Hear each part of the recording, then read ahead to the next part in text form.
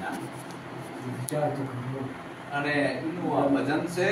બાપાએ હમણાં કીધું કે મંત્રો જપવાથી ભ્રાંતિઓ જાય નહીં, કોઈ કર્મકાંડ કરવાથી ભ્રાંતિઓ જાય નહીં, કેવળ સત્સંગથી. તો મૂળદા બાપા શું કહે છે? સત્સંગ વિનાનું મન સમજે નહીં, સુરતા ભલે નિગમ પર જાય. રવિ રવિ કીધે રજની નહીં મટે, ઉગ્યા છેડે અંધારા ન હોય. રવિ જો ઉગે ગુરુ જ્ઞાન એણે વેદ અજવાળા હોય. સત્સંગ વિનાનું આ મન કોઈ દી સમજે નહીં, સુરતા ભલે નિગમ પર જાય. નિગમ કહેતા જેટલા જેટલા તમે શાસ્ત્રો વાંચો, જ્યાં સુધી તમારું મન જાય છે ત્યાં સુધી દોડે રાખો. ધ્યાન કરવા બેસી જાઓ, હાલો ને, જ્યાં સુધી કરશો. પુસ્તક વાંચો, શાસ્ત્રો વાંચો, ચાર વેદ વાંચો. ઘણા ભ્રમણાયુ જવાની નથી, પણ સમજવાનું નથી. જપ કર કે તપ કર, બેજા બેટા, જપ કર કે તપ કર કે કોટી યજ્ઞ કર. કાશીએ જઈને મુક્તિ નહીં મળે, નહીં મળે, નહીં મળે. બધા છેદ ઉડાડ્યા સંતોએ. આવું બધું કરવાથી તને મુક્તિ મળશે નહીં. તારું મન સમજવાનો એક જ ઉપાય છે, સત્સંગ. અને સત્સંગ કેનો? કોકની કથાઓનો વાર્તાઓ આપણે કેવી ને સત્સંગ ના કહેવાય, કોકની કહાનીઓ કેવી ને સત્સંગ ના કહેવાય. એ શું કહેવાય? આખ્યાન. આખ્યાન સાંભળવાથી આપણું કલ્યાણ નથી. સત્સંગ આપણી સુરતાનું કનેક્શન સતની પૂજાથી લગાડે, સતનો સંગ કરાવે, સત શું છે એ નક્કી કરાવે. સત એનો સંગ કરવો છે. સદગુરુ, જાગ્રત સદગુરુના નિજ જ્ઞાનથી. નિજ કહેતા પોતાનું જ્ઞાન, રામાયણનું નહીં, ગીતાનું નહીં, બાઇબલનું નહીં, પુરાણનું નહીં, ભાગવતનું નહીં, કોઈ પુસ્તકનું પણ નહીં. નિજ કહેતા પોતાનું જ્ઞાન. નિજ જ્ઞાન એને કહેવાય કે આ કાયામાં બોલે એ હું કોણ છું, આ કાયામાં આયો ક્યાંથી, અને કાયા છૂટી જશે પછી આ બોલે એ જાય છે ક્યાં. આ બધું રહસ્ય સમજાવી એનું નામ નિજ જ્ઞાન, બીજું કાંઈ નહીં. તો સત્સંગ વિનાનું મન સમજે નહીં. સુરતા ભલે નિગમ પર જાય. તરસ લાગી છે,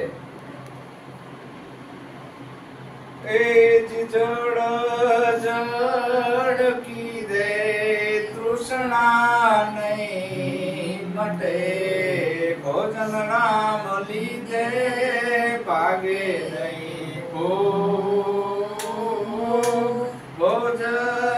ભોજનિયા જ મિલ્યો સંતો બ્રહ્મના, ભવને ભાગઈ જાય. જળ જળ કીધે તૃષ્ણા નહીં મટે. તરસ લાગી છે, મોટા મોટા જળાશય હોય, નદી હોય, નાળા હોય, એનું ધ્યાન કરવા માંડી જઈએ આપણે. જળાશય હોય, પાણીનું, તો તરસ મટે. તો પાણીના નામની ધૂન બોલાવી તો તરસ મટે. તો પાણીના નામનું સ્મરણ કરવી તરસ મટે. પાણી પાણી પાણી, હાલો સ્મરણ કરવા માંડી. નાકની નાડીએ લાવવી, અહીંયાથી અહીં લાવવી, અહીં લાવવી, અહીં લાવવી. પાણીના નામનું સ્મરણ કરી રાખવી તરસ મટે. દર્શન કરવાથી ને ના મટે તો શું કરવું પડે? તો પાણીનો ગોળો ભરેલો હોય અહીંયા જાવું પડે ને પીવું પડે. અને જ્યારે તમે પાણી પીવો ને ત્યારે પાણીનું સ્મરણ નહીં કરી શકો, પાણીનું નામ નહીં લઈ શકો, પાણીનું ધ્યાન નહીં કરી શકો. જો પાણીનું નામ તમે લેવા જાઓ તો તમે પાણી પી ના શકો. પ્રેક્ટિકલ પ્રયોગ કરવાનો પાણીના નામથી પાણી જુદું છે એટલે એમ ભગવાનના નામથી ભગવાન જુદો છે. ભગવાનનું સ્મરણ કરે મેળ નહીં આવે, ધ્યાન કરે મેળ નહીં આવે, આરાધ કરે મેળ નહીં આવે, દર્શન કરવાથી મેળ નહીં આવે. જો આ બધું ટૂંકું પડ્યું. મંત્ર, આરાધ, સ્મરણ, દર્શન તમામ વસ્તુ છેદ ઉડાડી દીધા. સત્સંગ વિનાનું આ મન સમજે નહીં. એ જ્યારે પાણી પીવો ત્યારે પાણીનું ધ્યાન નહીં હોય, સ્મરણ નહીં હોય, નામ નહીં હોય, ડાયરેક્ટ પીવાની શરૂઆત. એમ સદગુરુ તમારી સુરતાનું કનેક્શન ડાયરેક્ટ કરે છે, સીધું ધુવારણ કેન્દ્રમાં. Direct connection. નથી સ્મરણ સાધુ, નથી જપવા અજંપા જાપ. જયદેવ કે તેવું જાણવું જેતું ઓળખાય પોતાનું આપ. તમને હરીશો બતાવું તો તરત તમારું આપ ઓળખાઈ જાય ને કે હું કેવો છું. એમ આ ઉપદેશની અંદર તમારા નિજ સ્વરૂપનું ભાન કરાવવામાં આવે છે. કોઈ મંત્ર નહીં, કોઈ વિધિ નહીં, કોઈ કંઠી નહીં, કોઈ માદળિયા નહીં, કોઈ તાંત્રિક વિધિ નહીં, કેવળ સુક્તિ દ્વારા, સત્સંગ દ્વારા. એ સમજાવતા સમજાવતા સમજાવતા સમજાવતા છેલ્લે એને પોતાના નિજનું ભાન થઈ જાય છે. પછી બીજી વાર કરવું પડતું નથી. અને રોજ કરવું પડે એને સ્મરણ કહેવાય નહીં. રોજ કરવું પડે તો એને નક્કીપણું થયું નથી. કરવાનું પછી કાંઈ આવતું નથી. નક્કી કરાવી દીધું તમારું નિજ. એ સો મણ અગ્નિ લખો પુરા કાગળે એને જઈ રૂમા જો અલપાય. એ રે અગ્નિ થી રુદા છે નહીં, રતિ એક પાવકથી ચલી જાય. કોમળ અગ્નિ, કોમળ અગ્નિ એવા તમે પુસ્તક ભરી દો આખા. મોટી મોટી નોટો, જે મોલા ગાયત્રી મંત્ર લખવા અને નોટું આવે છે, રામ નામ લખવાની નોટું આવે છે, બધા લખોલખ કરે છે ને, એવી રીતે નોટું તમે ભરી દો. હોમણ અગ્નિ, હોમણ અગ્નિ, હોમણ અગ્નિ, હોમણ અગ્નિ. અને રૂનો મોટો ઢગલો હોય ને એમાં નાખો એ કાગળ તો રૂમાં આગ લાગે. શું કામ? લખેલો અગ્નિ છે, એમાં આગ લાગે નહીં. એના શાસ્ત્રો બધા લખેલા છે, એમાંથી કાંઈ મળે એવું નથી. એમાં ચિનગારી કોઈથી લાગે નહીં, એમાં અનુભવ થાય નહીં. એક અગ્નિ છે ચિત્રેલો, દોરેલો, મોટા ભડકા ભડકા દોરી નાખું તમને. અને એ ભડકાના આ ધ્યાન આલ, એ ભડકાના ચિત્ર છે એ દોરેલા આપું ફોટા અને એને રૂમાં નાખો તો આગ લાગે. શું કામ? દોરેલો છે. એમ જેટલા જેટલા ભગવાનની મૂર્તિઓ અને મંદિર આડાનો ઉભાન બનાયા છે એ બધા દોરેલા છે. એ એકે ભગવાન તમારું કલ્યાણ કરે નહીં. એ દોરેલો ભગવાન છે.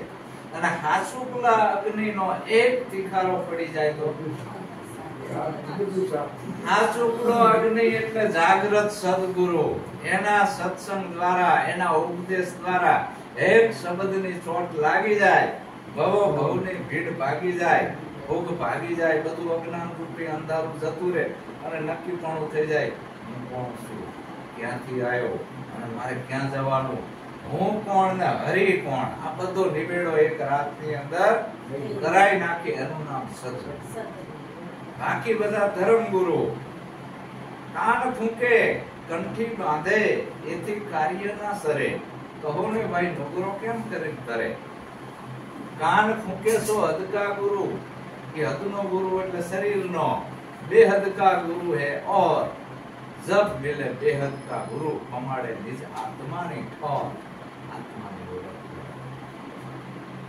એમ હોમણ અગ્નિ લખો કોરા કાગડે, એ લખેલો ભગવાન તમારા કામમાં આવે નહીં. ચિત્રેલો ભગવાન તમારા કામ કરે નહીં. પ્રગટ સદગુરુ મળે તો આ માથો કે હે એવો છે. જેમ પરમાત્મા વ્યાપક છે, સૂર્ય પ્રકાશ વ્યાપકમાં ફેલાયેલો છે. સૂર્ય સવારે ઉગે એટલે આખા બ્રહ્માંડમાં પ્રકાશ ફેલાઈ જાય ને. હવે એ બ્રહ્માંડમાં પ્રકાશ ફેલાય અને આમ કાગળ લઈને ઉભા રહો તો એમાં આગ લાગે? તો માધ્યમ બિલોડી કાચ હોય અને ઈ બિલોડી કાચ માધ્યમ રાખો અને વ્યાપકની કિરણ બિલોડી કાચમાં કેન્દ્રિત થાય અને અહીંયાથી ટીલી પડે અને કાગળ ઉપર પાડો તો આગ લાગે ને? પણ ટીલી ફગે તો ના લાગે. એમ ફગ બી ના જોઈએ ટીલી. એમ વ્યાપક પરમાત્મા છે, માધ્યમ સદગુરુ છે. બિલોડી કાચ એટલે સદગુરુ. એ વ્યાપક ની કિરણ સદગુરુ એનામાં અવતારે છે અને અહીંયાથી સીધી આવી સાધક ઉપર. પણ તમારી સુરતાની ટીલી ફગ હમણાં મેં કીધું તો તું આ ધ્યાન રાખતું બીજે પાપા ના મારી કીધું તો ને. આમ ટીલી ફગ બી ના જોઈએ, આગ ના લાગે. સમજ્યા? અને ભીતરમાં એવી આગ લાગે કે અંદરથી બધા દુર્ગુણોનો નાશ થઈ ગયો, અજ્ઞાનનો નાશ થઈ ગયો અને જ્ઞાન રૂપી પ્રકાશ થઈ ગયો. આવી ચિનગારી લાગે છે. કેવી ચિનગારી? વાતડી છે કામણકારી રે ગુરુ તમારી, વાતડી કામણકારી, વાતડી છે કામણકારી રે ગુરુ તમારી, વાતડી કામણકારી. સાંભળતા લાગે ચિનગારી રે ગુરુ તમારી, વાતડી કામણકારી. સાંભળતા લાગે ચિનગારી રે ગુરુ તમારી, વાતડી કામણકારી.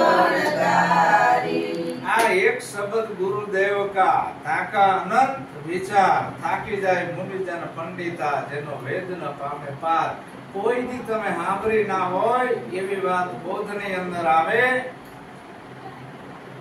અને એ શબ્દની ચિનગારી લાગે. સત્સંગ આવતો હોય ત્યારે વાત ના કરાય. સ્થિરતા રહેવી જોઈએ. આમાં બીજાનું ધ્યાન ખૂટે. સત્સંગ ચાલતો હોય ત્યારે કોઈ સાધક સાંભળતો હોય તો એનું ધ્યાન ખૂટે. આપણે આપણું કલ્યાણ તો નથી કરતા, બીજાનું તો થવા દેવી.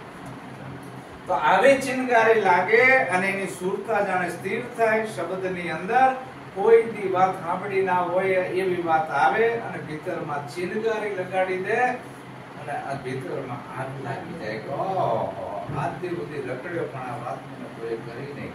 ઘણા જપ કર્યા, તપ કર્યા, યોગ કરી, સાધના કરી, ઘણા આશ્રમોમાં રહ્યા, મઠમાં રહ્યા, મંદિરોમાં રહ્યા, પણ કોઈ આ વાત મને કરી નહીં. બધાએ આગો આગો જ ભગવાન બતાવ્યો.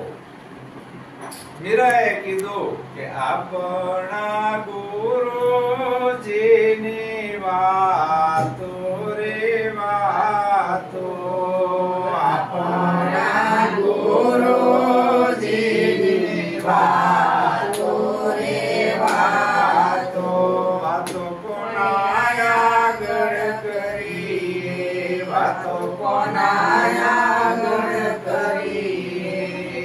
જેને જેને કહું એ તો દૂર બતાવે, જેને જેને કહું એ તો દૂર બતાવે.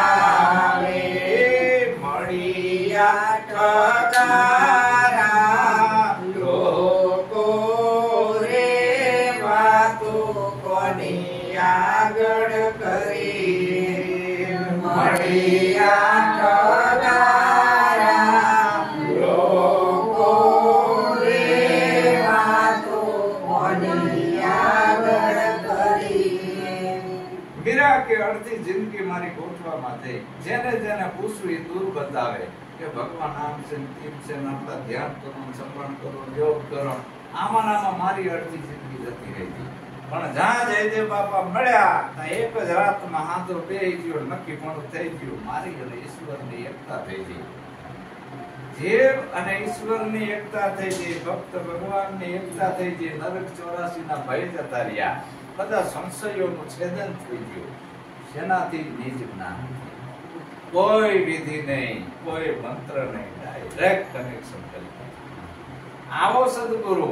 બાકી ઓલા તો તમને તોડાઈ નકાવે, મંત્ર તંત્ર બધું આપી, આમ કરો તેમ કરો ફલાણું કરો, ઉપાસના કરો, ભૂખ્યા રહો, વ્રત કરો, ઘણું બધું કરાવે.